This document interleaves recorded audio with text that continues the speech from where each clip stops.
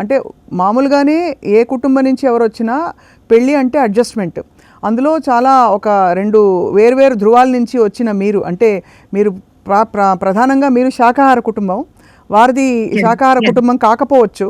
వ్యక్తిగతంగా సరే అలవాట్లు ఎలా ఉన్నా కూడా కుటుంబ నేపథ్యాలు ఇలాంటి విషయాల్లో మనకి కొంచెం ఒత్తిడి పెంచుతాయని చెప్తారు చాలామంది. కాబట్టి మీరు ఎలా అడ్జస్ట్ అయి ఉంటారా, వారు ఎలా అడ్జస్ట్ అయి ఉంటారా మీకు అని ఒక చిన్న సందేహం. స్వప్న గారు, ఆల్రెడీ మనం ఒక మ్యూచువల్ గా ఇద్దరికి తెలిసినప్పుడు, ఎందుకంటే మా ఇద్దరి పరిచయం ఏదో మొన్న జరిగి నిన్న పెళ్లి చేసుకుని ఈ రోజు సెటిల్ అయిపోలేదు. 6 years పాటు ఒక ట్రావెలింగ్ అనేది ఉండింది. మ్యూచువల్ ఫ్రెండ్స్ ద్వారా మా ఇద్దరికి తెలుసు. మేమిద్దరం కూడా ఫ్రెండ్స్ కానీ కొన్నేళ్లు సాగామన్నమాట. So we know each other very well. And మా ఇంట్లో అయితే, అంటే ఇప్పుడు నేను చెప్పేది అంటే నేను, మా ఆయన, మా పాప, నాతో పాటు మా నాన్నగారు ఉంటారు. సారా, మీ పాప పేరు సారా కదా? అవునండి. రైట్, చెప్పండి చెప్పండి మ్యామ్. మా అన్నయ్య వాళ్ళ ఇంట్లో మా అత్తమ్మ మావయ్య వాళ్ళు ఉంటారనమాట. సో మా ఇంటి కిచెన్ అయితే మాత్రం వెజిటేరియన్ కిచెన్ అండి. అది మీరు సో అదైతే ఎస్ అదైతే నేను క్లీన్ అండ్ క్లియర్ గా చెప్పాను. అండ్ నా పూజలు నాకు ఉంటాయి. నేను ఏ మాత్రం మారను, ఒక్క ఇంచ్ కూడా. నేను ఎలాగైతే గడిపానో, గుళ్ళకు వెళ్ళడం కానీ, ఇంట్లో రోజు దీపం పెట్టడం కానీ, నా సంగీతం, నా శ్లోకం, నేను ఎలా పెరిగాను నేను అలాగే ఉన్నాను.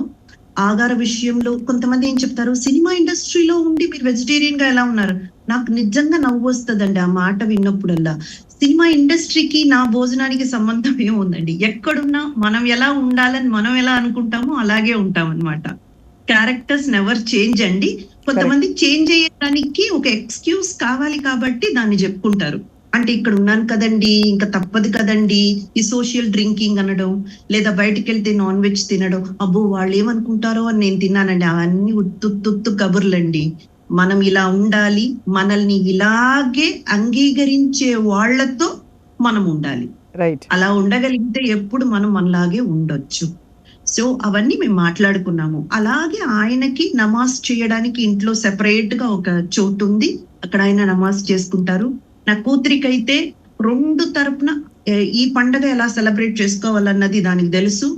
అటుపక్క నమాజ్ చేసేది దేనికోసం, ఈ 5 పూటల నమాజ్ ఎందుకోసం చేస్తారు, కాబా అంటే ఏంటి, గుడి అంటే ఏంటి, ఈ 2 మతాల గురించి పూర్తిగా కాకపోయినా ఒక 60-65% వరకు అయితే తెలుసండి. ఎందుకంటే షీఈ్ ఓన్లీ 15 years old కాబట్టి. రైట్. ఇప్పుడు రేపు తను వచ్చి, లేదమ్మా నాకు చాలా క్రిస్టియానిటీ వైపు నా మనసు ఎందుకో వెళ్తుంది, నాకెందుకో జీసస్ ని చూసినప్పుడు ఒక సొలేస్ వస్తుంది, నా మనసంతా ఎందుకో పరవశం అవుతుంది అని చెప్తే, that is also been agreed.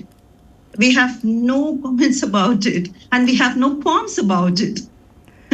It shows అంటే okay.